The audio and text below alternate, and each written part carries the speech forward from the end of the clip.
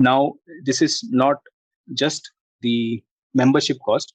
The membership cost is 9963, and then there's a one-time registration charge that you have to pay, that is 772 rupees, and the PMP exam cost itself is just 23,459 rupees as on 1st May.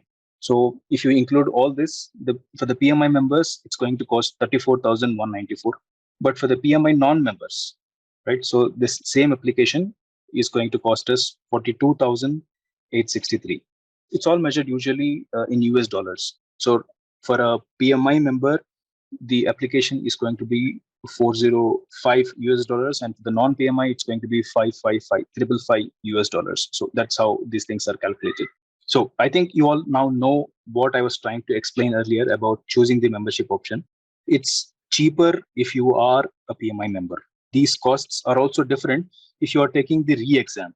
If, God forbid, you have to take the exam again. So for the re-exam, the cost is around $275 for the PMI members and $375 for the PMI members, right? So there is also a saving there if you choose to be a PMI member. In addition to the cheaper cost, you will get to be the member of PMI chapters from where you can gather the contact hours. And in addition to that, you can also download the PMBOK guide soft copies. Whenever new version is released, 6th version, 7th version, all these versions are available for free download to us. So if you ask me personally, I would choose option 1, but you have your own personal choice. How to apply? This topic is all about what we need to do first to start the registration or application for PMP. Education. Make sure you have copies of your highest degree, full-time or a high school diploma degree. You don't have to have the copies uploaded at the time of application, but it's better to keep all these things handy. You don't have to waste time if in case you are audited and you have to submit these proofs immediately. So it's better to have all these things gathered right before the application. Similarly, the application of 35 contact hours, do not start with your application if you do not have this 35 contact hours. I keep repeating this again and again because you will not be able to move ahead in the application if the contact hours are not filled. So there is no option to select a future date for the contact hours. Also, do not just put a random date, because if you are audited and they find out that your contact hours certificate date and the date of application are not matching, they might consider this as a disciplinary issue, right? And they might bar you from the exam. Moving on, the experience.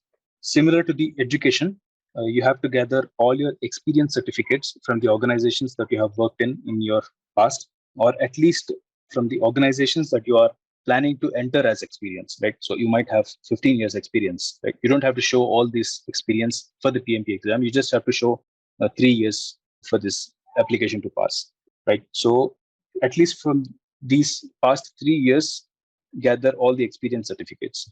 It is easier if we summarize all these experiences that we have had so far in categories that PMI would expect us to enter in the application.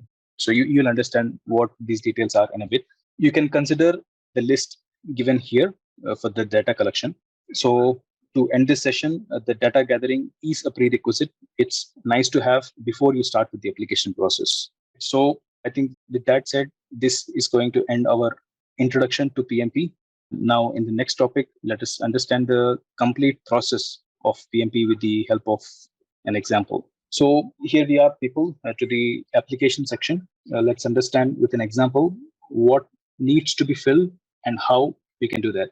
The first thing we need to do is that you have to register yourself in the PMI website. That's right. There is a screenshot of the official PMI website here, pmi.org. And this is the only website where you can apply for PMP, right? So don't go in the other websites. They might probably be fake. So to register yourself, you just have to enter some personal details like name, the company you work for, your experience, etc. Remember that you're registering yourself for the PMI website, and PMP application comes later. So here we are at the first page of registration. We need to enter our name, our email, and the country that we belong to. Here in this section, we need to enter some additional information like the company name and other fields. Let's quickly glance through what this information will be asked to fill these details. Here we can see that PMI is asking us for our job description. you can select one from the list. If it's not in the list, you can just select as other. Moving on, after you enter the total number of years, the PMI will ask you to link your profession with the project management field. So you don't have to worry about if you are not a project manager directly. Any selection here does not drop you from PMP application. So just be as honest as possible here. Moving on, here we need to provide the details of the current or latest organization that you're working for. Chances are that you might have worked for the organizations in the different fields or areas. You have to enter your latest industry here. Moving on, within that industry of the organization, what is your focus area? You can enter your selection here. Finally, the credentials. So you can give the password respecting the password guidelines, and answer the security question just in case you forget your passport, and that's it. You are registered for PMI. And now you can go ahead and apply for the membership, which I already mentioned as an optional thing. You don't need this for PMP application. In the next slides, I will be explaining to you about how we can apply for PMP exam with this registration done. Now, as you can see in the top right corner, the name PMP candidate is what I chose while I created this application. Your actual name appears here, right? So when you are registered yourself, you'll see your actual name here. So to access to your application form for the PMP, you have to go to the certification tab that's here in this screen. And then you can find that there are so many certifications on the screen. So certifications, overview, certifications, agile certifications, micro credentials, all these are different certifications that you can apply for. And here you can find the project management professional certification.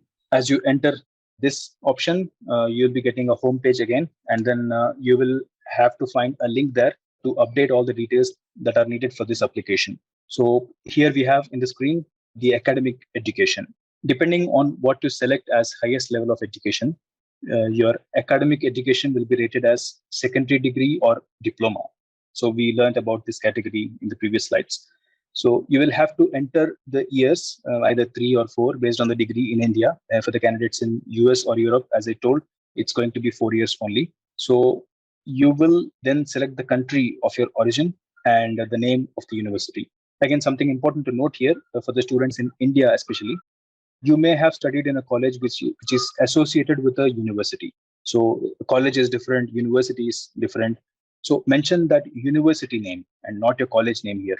If they verify your candidate certificate in the audit, the certificate is going to have your university name, right? So it's much easier if you submit or mention the university name here. And finally, you get to select your fields of study, choose IT or arts or any fields that you have your degree from. When you click on Save Education button from the previous slide, you will get a screen like this, which confirms the details. So make sure you verify this at this stage itself, because later the changes might not be accepted. You can see an option here to edit if you find a mistake while proof checking.